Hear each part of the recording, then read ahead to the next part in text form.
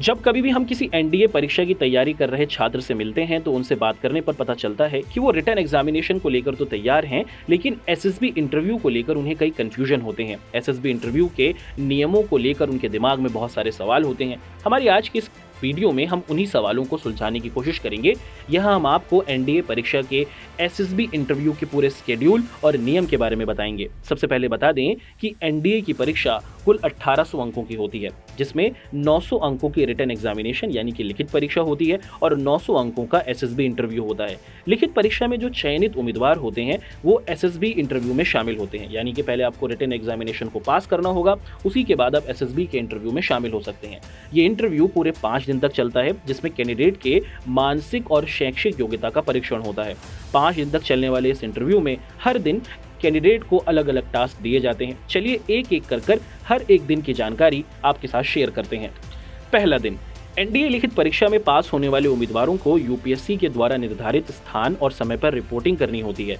वहीं से उनके एसएसबी इंटरव्यू की प्रक्रिया शुरू हो जाती है। पहले दिन छात्रों का स्क्रीनिंग टेस्ट होता है, जिसमें उन्हें OIR और PPNDT टेस्ट देना होता है। OIR जिसे ऑफिसर इंटेलिजेंस रेटिंग टेस्ट कहा जाता है, जिसमें छात्रों से वर्बल और नॉन वर्बल रीजनिंग के 50 सवाल पूछे जाते हैं, जिसके लिए छात्रों को 30 मिनट का समय दिया जाता है, जिसमें गणित के भी प्रश्न पूछे जाते हैं। PPNDT टेस्ट जिसे पिक्चर परसेप्शन और डिस्क्रिप्शन टेस्ट कहा जाता है। पहले दिन OIR में पास होने वाले स्टूडेंट्स को PP और DT टेस्ट देना होता है। इसमें छात्रों को 30 सेकंड तक एक तस्वीर दिखाई जाती है, जिसको देखकर और समझकर उन्हें एक कहानी गढ़नी होती है। ये कहानी उस तस्वीर से जुड़ी हुई होनी चाहिए। दूसरा दिन, एसएसबी इंटरव्यू का दूसरा दिन सबसे कठिन माना जाता है। इस दिन छात्रों को साइकोलॉजी टेस्ट देना होता है। साइकोलॉजी टेस्ट, इसमें उम्मीदवारों के 4 टेस्ट होते हैं। सबसे पहले उन्हें थीमेटिक ऑपरेशन टेस्ट यानी कि जिसे TAT, इंटरव्यू लेने वाले ऑफिसर के द्वारा इस टेस्ट में उम्मीदवारों को 11 तस्वीरें दिखाई जाती हैं। हर तस्वीर 30 सेकंड तक दिखाई जाती है, जिसको देखकर आपको उनसे संबंधित एक विवरण तैयार करना होगा और उन्हें एक खाली स्क्रीन पर लिखना होगा। दूसरा टेस्ट वर्ड एसोसिएशन टेस्ट जिसे WAT कहा जाता है। ये टेस्ट छात्रों की मानसिक क्षमता के परीक्षण के लिए होता है। इसमें करीब 50 से 60 इंग्लिश के शब्द दिखाए जाते हैं, जिसके माध्यम से एक कहानी तैयार करनी होती है। ये शब्द एक दूसरे से संबंधित होंगे। तीसरा, सिचुएशन रिएक्शन टेस्ट जिसे SRT कहा जाता है। ये टेस्ट WAT से ही संबंधित होता है, जिसमें आपको 50 क्वेश्चंस के उत्तर लिखने होते हैं। आपको लिखित टेस्ट में हर परिस्थिति में हर आंसर के लिए 2 से 3 वाक्य लिखने होते हैं। सेल्फ डिस्क्रिप्शन जिसे SDB कहा जाता है, ये टेस्ट सबसे अंत में होता है। इसमें छात्रों से उनके व्यक्तिगत जीवन से संबंधित प्रश्न पूछे जाते हैं।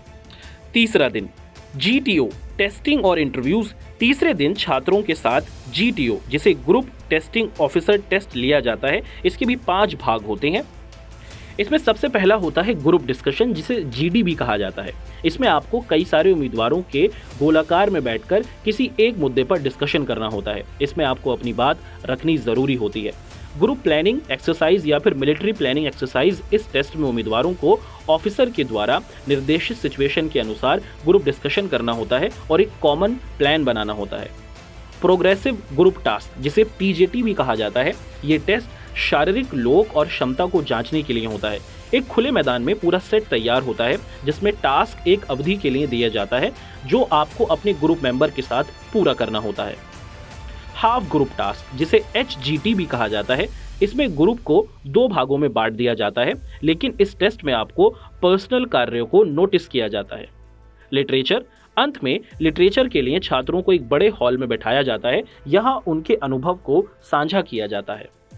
चौथा दिन, तीसरे दिन की तरह चौथे दिन भी बहुत सारे टेस्ट लिए जाते हैं। इसमें भी ग्रुप डिस्कशन होता है, लेकिन दिलचस्प बात यह है कि यहाँ पर ग्रुप बदल दिया जाता है।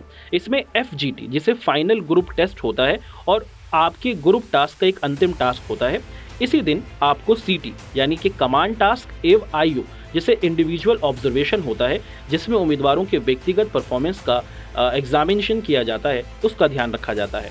5वां दिन, SSB इंटरव्यू के अंतिम दिन आपको पूरे पैनल के साथ एक हॉल में बैठाया जाता है, जिसमें आपको पिछले 4 दिनों से संबंधित टेस्ट का रिजल्ट सुनाया जाता है। ये अंतिम समय होता है जिसमें रिजल्ट डिक्लेयर किए जाते हैं। इसमें सेलेक्टेड छात्रों को मेडिकल के लिए भेजा जाता है।